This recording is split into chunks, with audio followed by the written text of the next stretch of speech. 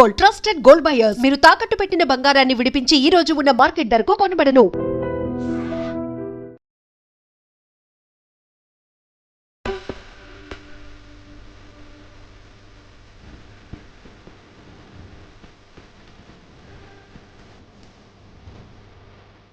ప్రాంగణమే చూడండి రమ్మగారు ఎంత పెద్దగా అంటే విశాలంగా అనిపిస్తోంది. అదే రథం బాగుంది చూడు ముచ్చట బాగుంది, చాలా బాగుంది. అంటే ఊరేగింపులకి వాడతారు కాబోలు రమ్మగారు. హనుమాన్ కొబ్బరికాయలు కొట్టే ప్లేస్ ఆంజనేయ స్వామిని పెట్టారు చక్కగా ఆరెంజ్ కలర్. ఆలయం చాలా పురాతనమైంది రమ్మగారు. 430 సంవత్సరాల పైబడిందేనట. అదే అంటే మళ్ళీ డెవలప్ చేసినట్లున్నారు. అంటే కొంచెం కన్స్ట్రక్షన్ అది జరిగినట్టుగా తెలుసు. మనకి 4 వైపుల ద్వారాలు కనిపించినాయి కదండి. అది 1, 2, 3 ఇదిగో వెనకాలది కూడా 4వ ద్వారం కూడా కనపడుతుంది. హైదరాబాద్ సిటీలో ఇంత పెద్ద ఆలయం ఉంది అన్న విషయం తెలియలా. దీపాలు పెట్టి ముంజల సేవ, ఉయ్యాల సేవ చేస్తారన్నమాట. బాగుంది కదా, చాలా బాగుంది. సేవకి వీలుగా చక్కగా చేశారు. ఎన్ని దీపాలు ఉన్నాయి, ఇవన్నీ వెలిగించి స్వామివారిని వేంచేపు చేస్తే ఏం అందంగా ఉంటుంది కదా, కన్నుల పండుగగా ఉంటుందేమో. అసలు ఇట్లా చూస్తేనే ఎంతో బాగుంది. అవును, తెరిపిగా ఉండటం వల్ల కొంచెం దర్శనం బాగా రమ్మగారు. మనకి సీతారాముల కళ్యాణం నవమి ఉంది కదా, దానికోసమే పైన పందిళ్ళు ఈ ఏర్పాట్లు ప్రధానంగా మనం అంటే మిమ్మల్ని నేను ఇక్కడ తీసుకురావడానికి నా ముఖ్య ఉద్దేశం కూడా మనకి హైదరాబాద్ లోనే ఇంత పెద్ద అతి పురాతనమైన చాలా ఉన్నాయి జయ ఆలయము. ఇందులో ఇదొకటి చాలా మనం చూడలేదు, మీకు చూపించాలనే ఉద్దేశం. ప్లస్ మన భక్తులందరికీ కూడా ఈ పక్కన కూడా ఒక ద్వారం అందరికీ తెలియచేయాలనే ఉద్దేశమే రమ్మగారు. చక్కగా పందిళ్ళు చూడండి. పునర్వసు నక్షత్రం రోజున స్వామివారు చాలా మంచి అంటే రోజు చేసే ప్రతి నిత్య పూజోత్సవాలు మాసోత్సవాలట. అదే సహస్ర దీపాలంకరణ సేవ, దీపోత్సవం అంటే మాసంలో అమావాస్య ముందు వచ్చే శనివారం రోజున సాయంత్రం 7కి. ఇప్పుడు అక్కడ దీపాలు చూసాం కదా, అక్కడ ప్రతి పునర్వసు నక్షత్రం రోజున స్వామివారి కళ్యాణం. పునర్వసు స్వామివారి జన్మ నక్షత్రం కదా, అందుకని ఓకే. పౌర్ణమి రోజున రథోత్సవం, అక్కడ రథం చూసాం కదా. అంటే ప్రతి పౌర్ణమికి చేస్తారు. బాగుంది కదా. పునర్వసు నక్షత్రం ముందు రోజు స్వామివారికి అభిషేకం, అంటే నక్షత్రానికి ముందు రోజు అభిషేకం చేసి మర్నాడు కళ్యాణం చేస్తారు. ప్రతి నెల వస్తుంది కదా. అండ్ పుబ్బా నక్షత్రం గోదాదేవి అభిషేకం. పుబ్బా ఆవిడ గోదాదేవి ఉన్నారా? ఉన్నారు కదా. ప్రతి నెల ఉత్తర నక్షత్రం లక్ష్మీ అమ్మవారి అభిషేకం. నెలకు ఒక్కసారి అభిషేకాలు, అంటే మామూలుగా రోజువారీ అభిషేకాలు అర్చనలు ఉండుంటాయి. ఇది ప్రత్యేకంగా నక్షత్రం రోజున చేస్తే విశేషం కదా. మనం గనక మనది జన్మ నక్షత్రం ఇదైనా లేదా మనం అమ్మవారికి చేసుకోదలుచుకున్నా కూడా పనికొస్తుంది. మనదే పుబ్బ అనుకో, ఆ పుబ్బ రోజున అమ్మవారికి అభిషేకం చేస్తారు. అది ఇంకా కొంచెం విశేషంగా జరుగుతుంది అన్నమాట, మనకి మంచిది. గోదా అమ్మవారి పుబ్బ నక్షత్రం, లక్ష్మీదేవి ఉత్తర. ఓకే. కాదు రమ్మగారు, రామాలయం అనగానే రామ్ పరివార్ని మనం అనుకుంటాం కదా, కానీ ఇక్కడ మనం గోదాదేవి లక్ష్మీ అమ్మవారు కూడా ఉన్నట్లుగా తెలుస్తా ఉంది. సో ఈ చరిత్ర అంతా కూడా నేను మళ్ళీ వింటాను, ఒకసారి మనం దర్శనం చేసుకొని వచ్చేద్దాం.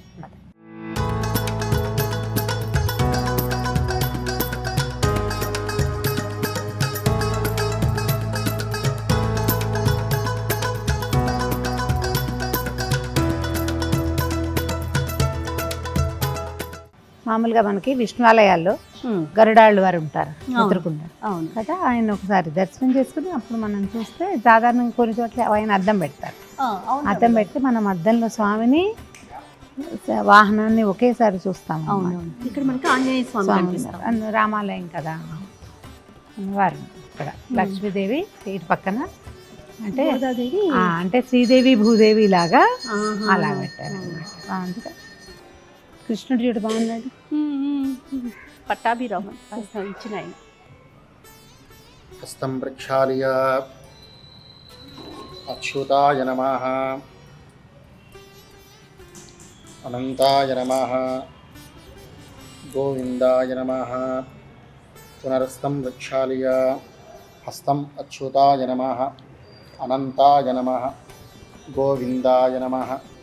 పునరస్తం ప్రక్షాళయ కేశవాయ నమః, మాధవాయ నమః, గోవిందాయ నమః, విష్ణవే నమః, మధుసూదనాయ నమః, త్రివిక్రమాయ నమః, వామనాయ నమః, శ్రీధరాయ నమః, ఋషికేశాయ నమః, పద్మనాభాయ నమః, దామోదరాయ నమః, సంకర్షణాయ నమః, వాసుదేవాయ నమః, प्रद्युम्नाय नमः अनिरुद्धाय नमः पुरुषोत्तमाय नमः दक्षुजाय नमः नारसिंहाय नमः अच्युताय नमः जनार्दनाय नमः उपेन्द्राय नमः हरये नमः श्रीकृष्णाय नमः पूर्वोक्ते वन्दनविशेषणविशिष्टायामस्यां समुदितौ अस्य भक्तस्य दासवर्गस्य गोत्रोद्भवस्य हरितसगोत्रोद्भवस्य చెన్నమల్లేశ్వర శర్మ चन्नमल्लेश्वर शर्मनामधेयस्य धर्मपत्न्याः सह कुटुम्बानां सह बान्धवानां असितमानस्य गोत्रोद्भवस्य पैटिपालगोत्रोद्भवस्य जयप्रकाश नामधेयस्य सह कुटुम्बानां सह बान्धवानां क्षेमस्वीर्यजयाभयाजिरारोग्यैश्वर्याभिवृद्ध्य परमार्थकाम्यमोक्षद्रविणमनः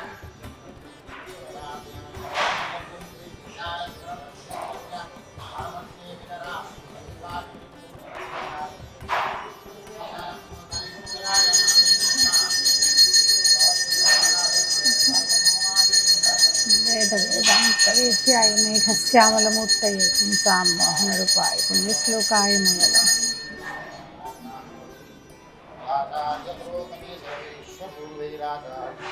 సత్కృతాయ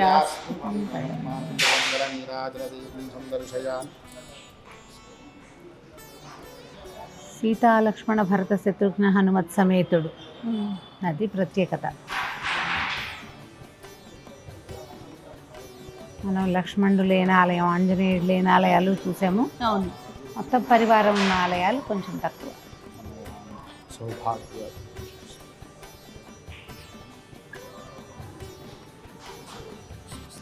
కాలమృతులగ్నం సర్వవ్యాసం శ్రీరామ్ సాంగ్.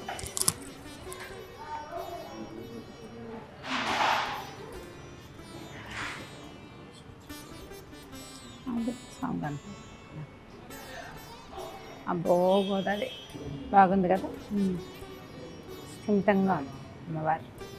రామానుజులు కూడా ఉన్నారు చూడు. రామానుజులు ఇంకా మనవాళ్ళ మునేది ఉంటారు. అదే మాకు ఇద్దరు పన్నిద్దరు వాళ్ళల్లో ముగ్గురు ఆళ్వార్లను కూడా వెంచేపు చేయించారనమాట లోపల. రామానుజులు ఆయనేమో మన ఏమంటారు విష్ణు చిత్తులు, అమ్మవారి తండ్రి గోదాదేవి తండ్రి విష్ణు చిత్తులు. కొన్ని దేవాలయాల్లో అమ్మవారితో పాటు విష్ణు చిత్తులను కూడా పెడతారు, ప్రతిష్ఠ చేస్తారు. పెదవులు అవి, కళ్ళు అవి కూడా ఎంత బాగుంది ముచ్చటగా. ఆ ముఖ్యరు వల్ల మరి ముద్దుగా.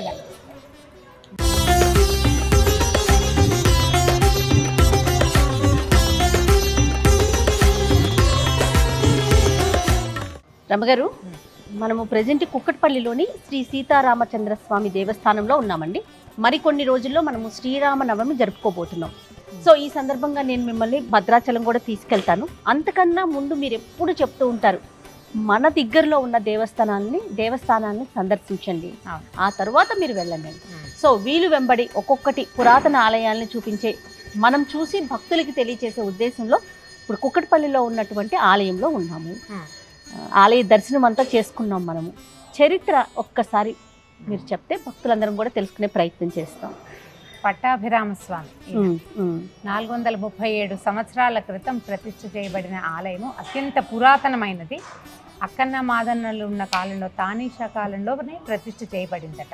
అయితే ఇప్పుడు మనం చూస్తున్న ఆలయం ఏంటంటే జీర్ణాలయ ఉద్ధరణ జరిగి ఆలయాన్ని ఇలా విశాలంగా ఎక్కువ మంది భక్తులకి దర్శనం ఇచ్చేందుకు వెసులుబాటుగా ప్రత్యేకమైన విధానంతో తయారు చేశారు. కానీ పూర్వం ఇక్కడ బలూరు వంశస్థులైన లింగం భట్ గారని ఆయన, వారు శ్రీరామ ఉపాసకులట. ఆయనకి రామ మంత్రం ఉపదేశం అయితే ఇంట్లోనే విశేషంగా సేవించుకునేవారు స్వామిని.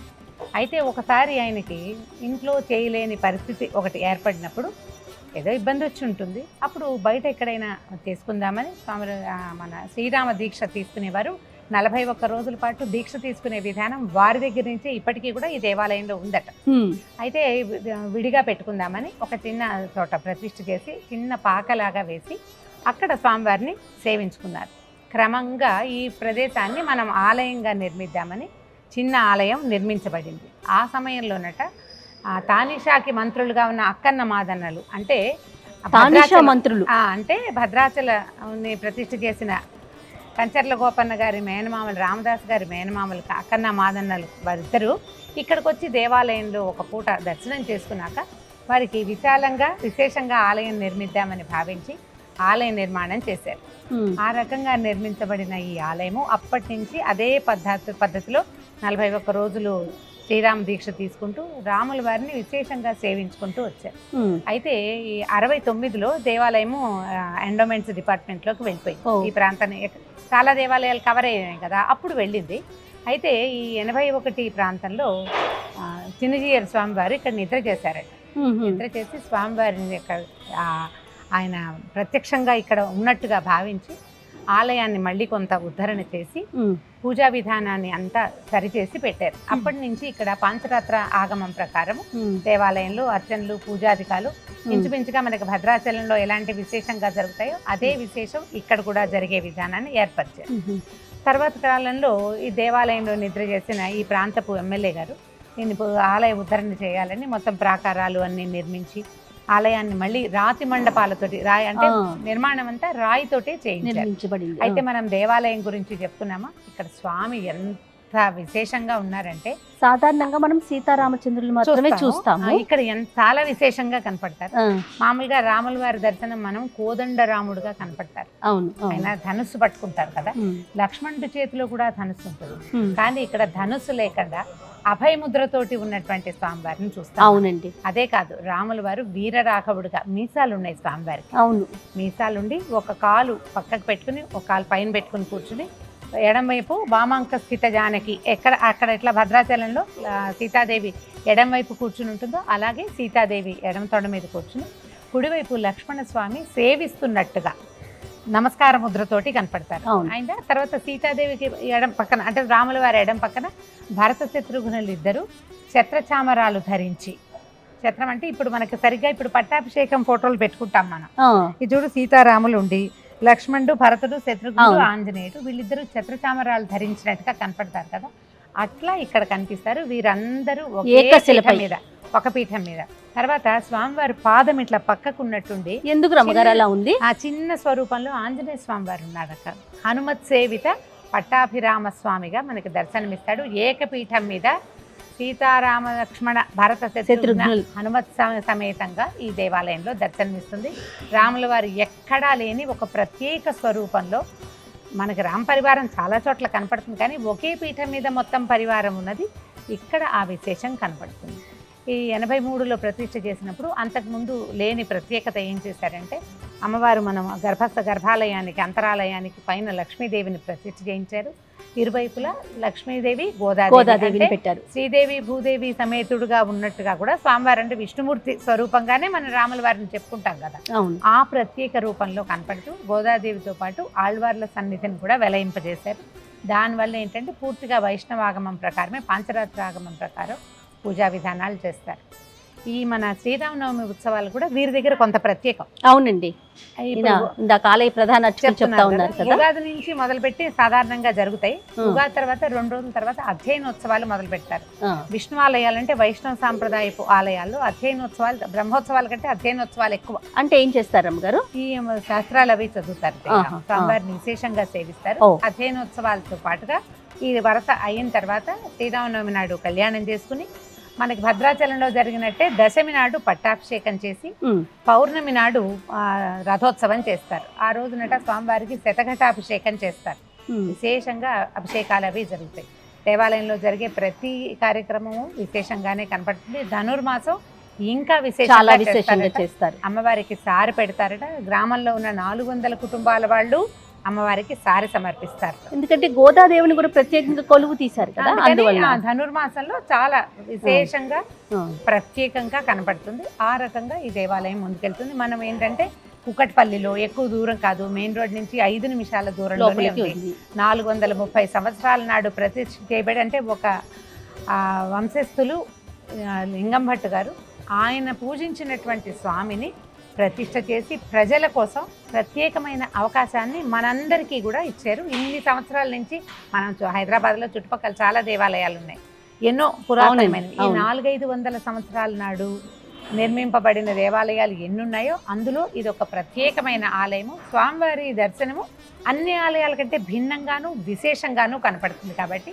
ఖచ్చితంగా దర్శనం చేసి తీరవలసిన ఆలయాల లిస్టులో హైదరాబాద్లో చూడవలసిన ఆలయాలలో కుకట్పల్లిలో ఉన్నటువంటి పట్టాభిరామ స్వామి, ఇలా శ్రీ సీతారామచంద్ర స్వామి వారి దేవస్థానము తప్పకుండా దర్శించండి. ఇంకా చాలా అంటే అద్భుతమైన విషయంగా ఏమనిపించిందంటే ఆలయాల్ని పునర్నిర్మించడం అనేది చాలా సహజంగా చూస్తూ ఉంటాం. కాస్త అంటే కొంచెం రోడ్లు వేయటం వల్ల ఇవి కిందకి వెళ్ళిపోతాయి. అయినా కూడా ఆ పురాతనం అనే ఒక మన ఆ ఆలోచనకి తగ్గట్టుగా రాతి మంటపాలతో కట్టారు చూడండి. చాలా అద్భుతంగా అనిపిస్తుంది రమ్మగారు. ద్వారాలు చతుర్మధ్యంగా కరెక్ట్ గా స్క్వేర్ గా ఉంది దేవాలయము. దానివల్ల ఏంటంటే చుట్టూ అన్ని చోట్ల మనకి దీపాలంకరణ జరగటానికి, యాగశాలకి, తర్వాత స్వామివారిని ఊరేగింపుకి కూడా ప్రతి పౌర్ణమికి దేవాలయంలో ఒక ఊరేగింపు రథోత్సవం లాంటిది చేస్తారు. వాటన్నిటికీ వెసులుబాటుగా ఉండేలాగా చక్కగా నిర్మించుకున్నారు. చాలా బాగుంది, అద్భుతంగా అనిపించింది కదా రమ్మగారు. చాలా మంచి దర్శనం చేసుకున్నాం ఈ రోజు. మనం ఆలయం లోపలికి వస్తుంటే ఒక కూర్మం కనపడింది. అవును రమ్మగారు. అదే ఇప్పుడు నేను వారిని అడిగాను, అదేంటంటే అంటే పూర్వం అట లోపల ఒక మండపం ఉండి స్వామివారికి దగ్గరలో ఆ మండపంలో ఒక కూర్మం ఉండేదట. స్వామివారిని కూర్మం మీద వేయించి కళ్యాణం చేసేవారు. మనం దేవాలయం మార్చినప్పుడు ఈ కూర్మాన్ని ఆ పాత పద్ధతి ఉంచాలని చెప్పి అలా బయట పెట్టారు. మామూలుగానండి ఈ కూర్మానికి ఒక ప్రత్యేకత ఉంది. ఈ తాబేలు తన గుడ్లని దూరం నుంచి కంటితోటి వెచ్చదనాన్ని ఇచ్చి పొదుగుతుందని చెప్తారు. దూరం నుంచి రక్షించుకుంటుంది. ఇప్పుడు భగవంతుడు ఎక్కడో ఉండి మనని రక్షిస్తాడు, అది తెలిసేలాగా కూడా ఈ కూర్మం కనపడుతుంది అనమాట. చక్కగా స్వామివారికి ఎదురుగుండా ఆంజనేయ స్వామిని పెట్టారు. మామూలుగా మనకు కనిపిస్తారు కదా. అవునవును. ఆంజనేయ స్వామి కూడా లక్షణంగా ఎంత ముచ్చటగా ఉన్నారు. అసలు అమ్మవారు అయితే లక్ష్మీ అమ్మవారు మహాబాగున్నారు, గోదాదేవి అయితే తల్లి ముచ్చటగా ఎంత కుదిమట్టసంగా చాలా అందంగా ఉన్నారు. అవకాశం ఉన్న వాళ్ళందరూ కూడా తప్పకుండా దర్శనం చేయండి. శ్రీరామనవమి లోపలే పరిగెత్తుకుని రాలేకపోయినా అసలు చూడవలసిన దేవస్థానాల్లో ఈ సీతారామచంద్ర స్వామి దేవస్థానాన్ని కూడా ఒకటిగా చేసుకోవచ్చు. తప్పకుండా రమ్మగారు. అతి పురాతన ఆలయాల్ని మనం ఐ డ్రీమ్ ప్రేక్షకులకి అందించే ప్రయత్నం చేద్దాం వీలు వెంబడి. తప్పకుండా.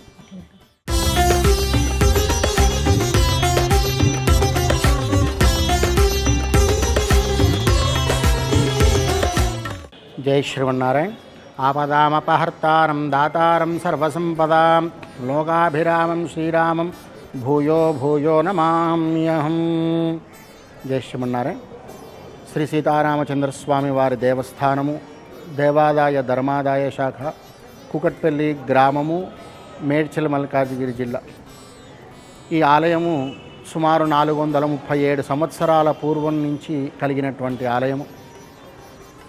వలూరి వంశస్థులు లింగం భట్టు గారు అనేటువంటి వారు ఇక్కడ రామనామ ఉపాసకులుగా ఉండేటువంటి వారు. వారు ప్రతి సంవత్సరం కూడా శ్రీరామనామ నవరాత్రులు చేస్తూ వారు ఈ స్వామివారికి ఈ ఉత్సవాన్ని చేయాలని సంకల్పించుకున్నారు. అలా వారు ఇంట్లో చేస్తున్నటువంటి ఈ యొక్క 9 రోజుల ఉత్సవం మొత్తం కూడా గ్రామస్తులందరినీ కూడా కలుపుకొని చేసుకోవాలని చెప్పి ఇప్పుడు ఈ ఆలయం ఉండేటువంటి స్థలంలో ఒక పాకను నిర్మించుకొని ఇక్కడ ఈ వసంత నవరాత్రులు చేస్తూ ఉండేటువంటి వారు. అలా కాలక్రమేణా తానీషా ప్రభుల యొక్క హయాంలో అక్కన్న మాదన్నలుగా ఉన్నటువంటి వారు ఈ ఆలయాన్ని వారి యొక్క హయాంలో నిర్మించినట్టుగా మనకి ప్రశస్తి అన్నమాట. అలా ఇక్కడ ఉండేటువంటి స్వామికి ఆరాధనలన్నీ కూడా జరుగుతూ కొంతకాలానికి ఇక్కడ గ్రామ ఆచారంగా అంటే ఎవరైనా మరణిస్తే 13వ రోజు నిద్ర చేస్తూ ఉంటారు మనకి చాలా మటుకు. అలా నిద్ర చేసేటువంటి సమయంలో ఈ ఆలయంలో నిద్ర చేస్తూ ఈ ఆలయం యొక్క వైభవాన్ని మొత్తం కూడా మన స్థానిక ఎమ్మెల్యే గారు మాధవరం కృష్ణారావు గారు వారి నాన్నగారు పరంపరించినప్పుడు ఈ ఆలయంలో నిద్ర చేసి ఇంత గొప్ప చరిత్ర కలిగినటువంటి ఆలయము ఇలా శిథిలావస్థలో ఉండడం అనేటువంటిది సరికాదు అని చెప్పి 2017వ సంవత్సరంలో ఇక్కడ ఉండేటువంటి గ్రామస్తులందరినీ కూడా కలుపుకొని దేవాదాయ శాఖ అధికారులను కలుపుకొని ఈ యొక్క ఆలయాన్ని పునర్నిర్మాణం చేయాలని చెప్పి సంకల్పించారు వారు. అలా సంకల్పించి 2017వ సంవత్సరంలో ఈ ఆలయానికి శంకుస్థాపన చేసి ప్రాకారాన్ని మొత్తం కూడా నిర్మించారు మహావైభవంగా పంచతల రాజగోపురంతో సహా. తర్వాత లోపడుండేటువంటి ఆలయము కిందికి అవ్వడం చేత దీన్ని కూడా వైభవంగా పునర్నిర్మాణించాలని చెప్పి 2019వ సంవత్సరంలో ఈ గర్భాలయానికి శంకుస్థాపన చేసి మరలా ఈ యొక్క ఆలయాన్ని నిర్మింపజేశారన్నమాట. 2022వ సంవత్సరంలో శ్రీ శ్రీ శ్రీ త్రిదండి చినశ్రీమన్నారాయణ రామానుజ జీయర్ స్వామి వారి యొక్క కరకమలముల చేత శ్రీ మాధవరం కృష్ణారావు గారి యొక్క ఆధ్వర్యంలో మహావైభవంగా ఈ యొక్క ప్రతిష్టని మనకి నిర్మింపజేశారన్నమాట. ఇక్కడ ఉండేటువంటి స్వామి మనం ఎక్కడైనా కానీ రామచంద్ర స్వామిని చూస్తే ధనుర్బాణాలు ధరించి ఉంటాడు స్వామి. కానీ ఇక్కడ ఉండేటువంటి స్వామి ధనుర్బాణాలు ధరించకుండా స్వామి అభయహస్తంతో ఎలా అయితే మనకి రామాయణంలో చెప్పినట్టుగా దక్షిణే లక్ష్మణోయస్య వామేచ జనకాత్మజ పురతో మారుతిర్యస్య తం వందే రఘునందనం అని అంటారు. ఒకే పీఠం పైన మొత్తం పరివారం అందరూ కూడా కలిసి ఉంటారన్నమాట. మధ్యలో రామచంద్రుడికి ఎడమ భాగం పైన తొడపైన సీతా అమ్మవారు, దక్షిణ భాగంలో లక్ష్మణస్వామి నమస్కారం చేసుకొని ఉంటాడు.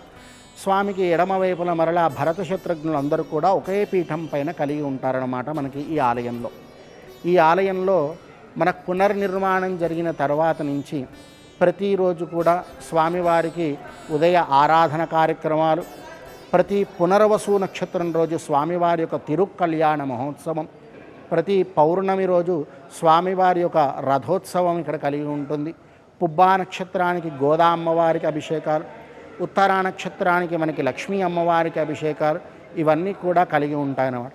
ప్రతి మాసంలో చివరి శనివారం అంటే అమావాస్యకి ముందు వచ్చేటువంటి శనివారం రోజున స్వామికి సహస్ర దీపాలంకరణ సేవ మనము ఇక్కడ నిర్వహింపచేస్తామన్నమాట. ఇక్కడ ప్రత్యేకంగా ధనుర్మాసోత్సవాలు చాలా వైభవంగా జరుగుతాయి.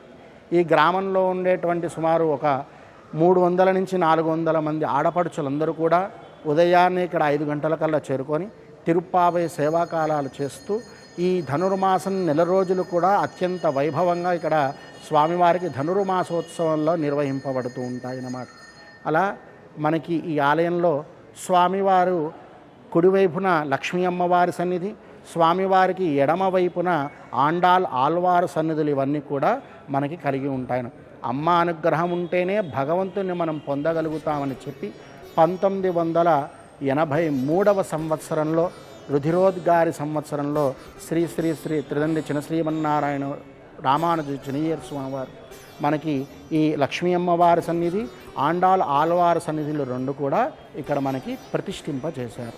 జై శ్రీమన్నారు.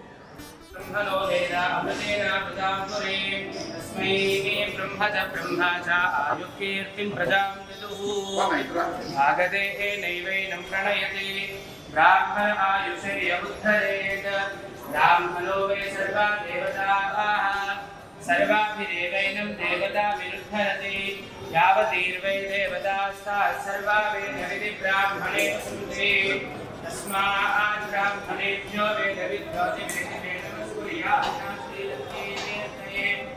वेदा एव देवताः प्रीणन्ति पर्याप्य अनन्तराय सर्वस्तोमोदिराश्वमुक्तमहर्भवति सर्वस्याप्ति सर्वस्यैत्ये सर्वमेव देना आप्नोति सर्वं जयति शतन्देव शरदो वर्धमानैत्य विनिगमो भवति शतमिति शतं दीर्घमाय मनुदहेन वर्धयति शतमेनमेव शतात्मानं भवति शतमनन्तं भवति शतमैश्वर्यं भवति शतमिति शतं दीर्घमायुः शतमानं भवति शतायुः पुरुषशतेन्द्रिय आयुष्येवेन्द्रिये प्रतिष्ठति.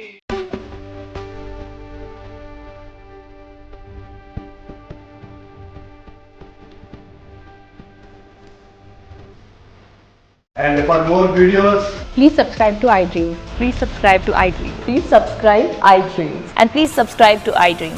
For more videos, subscribe to iDream. Please like, share and subscribe to the channel. Congratulations, iDream. subscribe to iDream. Subscribe to iDream.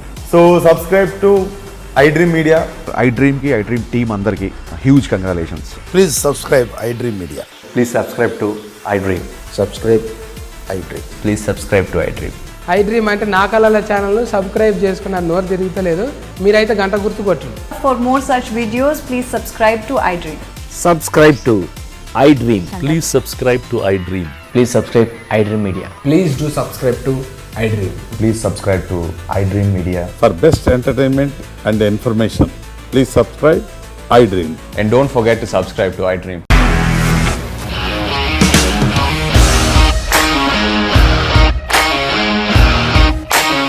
ఇండస్ట్రీలో కమిట్మెంట్ ఇష్యూస్ వస్తే నీకు కూడా వచ్చినట్టు మార్నింగ్ తీసుకెళ్ళాలంటే కొట్టి పడేస్తాడు.